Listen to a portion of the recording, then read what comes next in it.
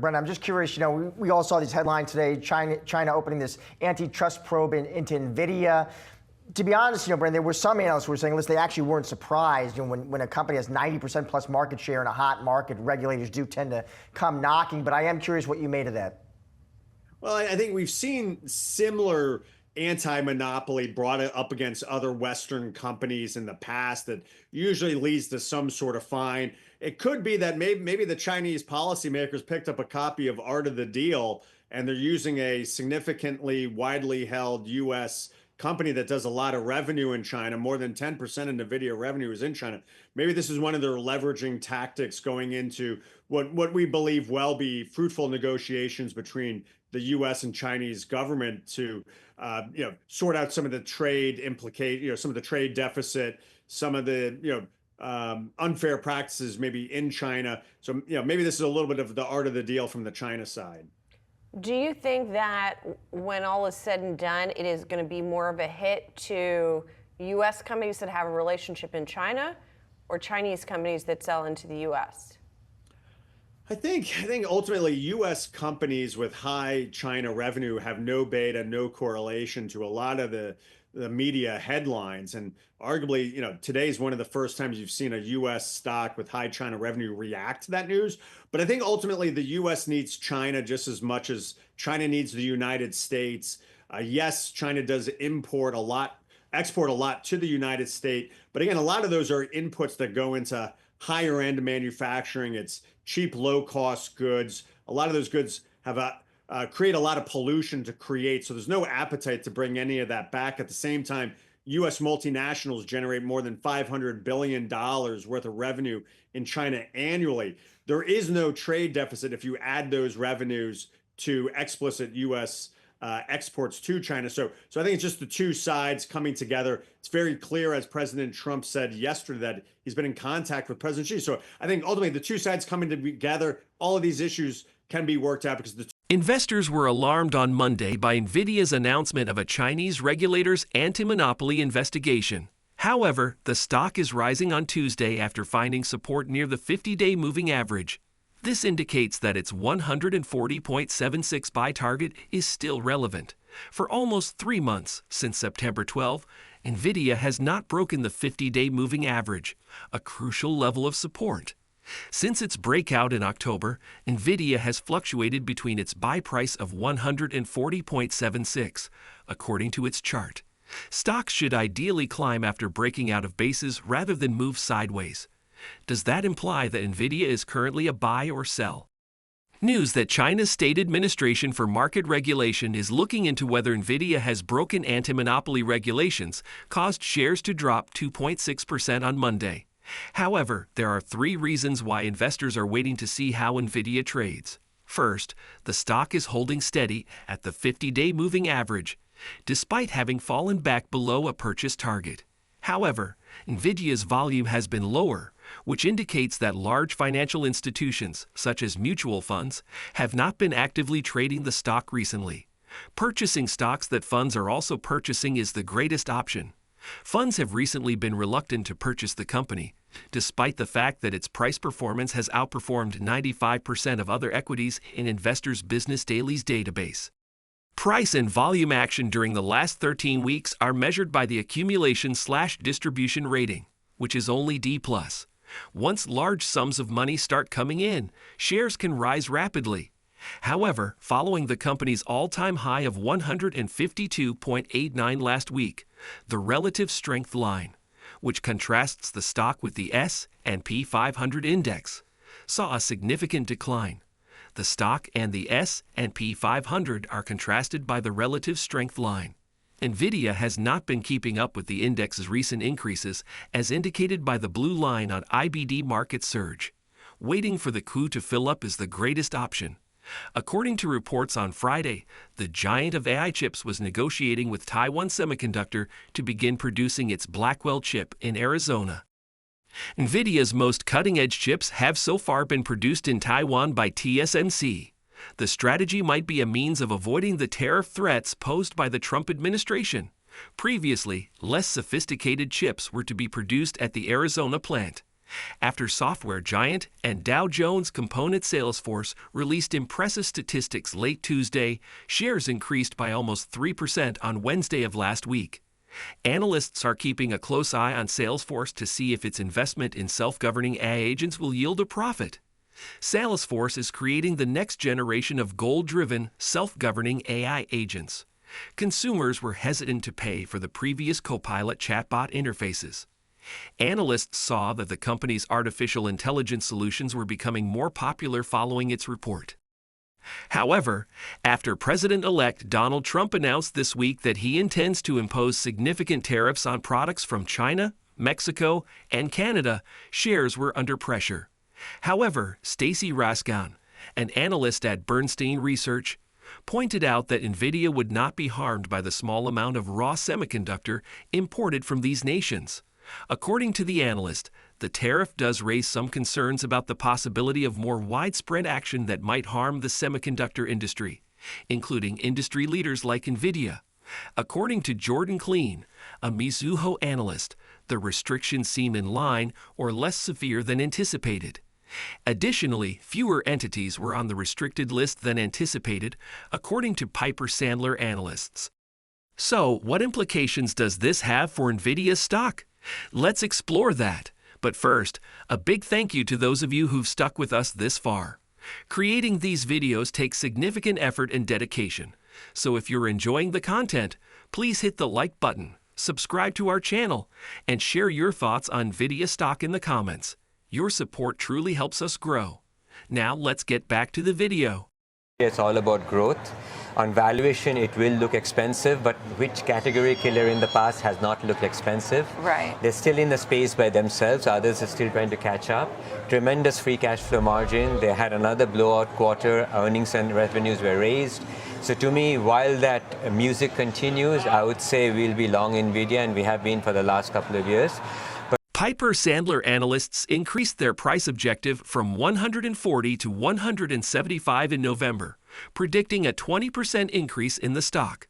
Nvidia stands to benefit the most from the growth of the AI accelerator business as a whole, which Piper Sandler projects will reach $70 billion by 2025.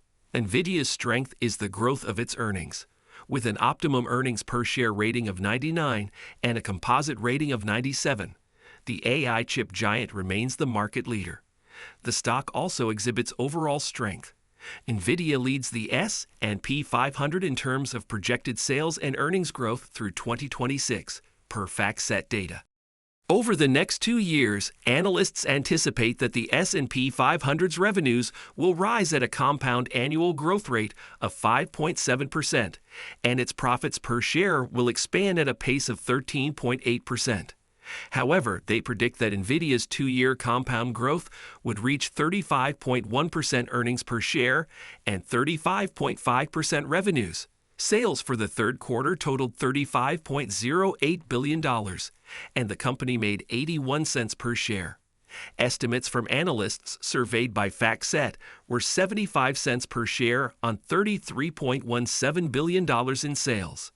Additionally, sales exceeded the $32.5 billion forecast for the quarter by the leader in AI chips. Compared to the previous year, when Nvidia reported $18.1 billion in revenue, sales almost doubled. Earlier, ASML, a manufacturer of chip lithography gear, kept its lower-end sales goal of $46.3 billion for 2030. The news came after ASML issued a warning on October 15 that it expected demand to decline in 2025. As a result, Nvidia's stock fell by almost 5% during the day. According to Christophe Fouquet, CEO of ASML, the company anticipates being able to contribute to the artificial intelligence opportunity and grow technologies into the upcoming 10 years. Jefferies Group analysts thought the decrease in semiconductor demand was only temporary. Nvidia gets its chips from foundries that employ ASML's lithography equipment. Morgan Stanley analyst Joe Moore expressed worries about a chip shortage that would hurt Nvidia's earnings and forecast ahead of the company's release. Despite maintaining an overweight rating and a price target of 160, the analyst viewed the period ending in September as a transitional quarter. According to the analyst, the company's Blackwell chip could generate $5 billion to $6 billion in revenue for the January quarter. Additionally, Melius research analysts kept their buy rating and increased their price objective from 165 to 185. According to recent reports, there is still a considerable demand for Nvidia's AI chips. Big Tech's combined capital expenditures of $218 billion this year and an additional $254 billion in 2025, according to Mark Hafel, Chief Investment Officer at UBS Global Wealth Management, augur well for the AI investment thesis. Meanwhile, Vertiv, which offers services and solutions to build AI data centers, exceeded profitability projections for its September quarter due to increased demand for AI data centers. To stay informed about the latest developments from Nvidia and the ever-changing stock market, consider subscribing to our investing tutorial channel. We provide daily updates on significant market shifts and key catalysts. So hit that subscribe button to ensure you never miss crucial information. We'd love to hear your thoughts on Nvidia stock, so please share your opinions in the comments below. Now let's dive into today's video. The data center is dead. Long live the data center. Enterprise software is dead. Long live enterprise software. Momentum is dead. Long live momentum. Yep, today's decline is about those three obituaries, all of which I'm going to tell you I think are premature. But that is why the Dow dipped 154 points. S&P declined 0.30%, and the NASDAQ lost 0.25%, with some real deterioration under the hood of that index. Let's go to the setup. Lately, the data center stocks and the enterprise software stocks have been the leaders of this market. It's been that way ever since the election, when the engineering construction stocks' former leadership gave up their role right after the post-election spike. Now, you know I think leadership is incredibly important when it comes to the stock market. We've seen a level of excitement about the data center and how they are knowledge factories. They manufacture everything we need for generative AI and agentics, the world of non-existent beings who can do customer service jobs better than we can. At the same time, we've fallen back in love with software companies that help engineers create programs that do everything under the sun, just like the data center. Enterprise software is invisible to you and me and to most traders. But both the data center and enterprise software have momentum, and that's highly visible. They offer scale and speed. They offer wonder and excitement. Think Palantir, think AppLovin, think Supermicro. And then behind the data center itself, of course, what do we find? Nvidia.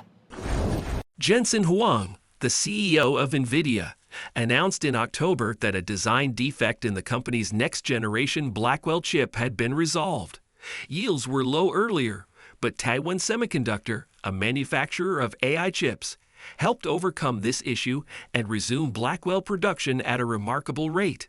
Following a 54.2% year-over-year increase in Taiwan Semiconductor profits, Nvidia's shares cleared a trendline entry near 139.60 on October 17.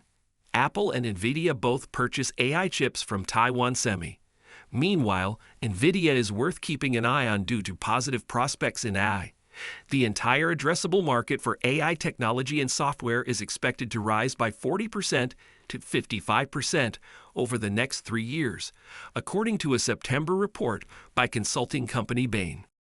Compared to the 1.5 million units of Nvidia's H100 in 2023, the GB200, the company's next-generation graphics processing unit, is predicted to reach 3 million units in 2026.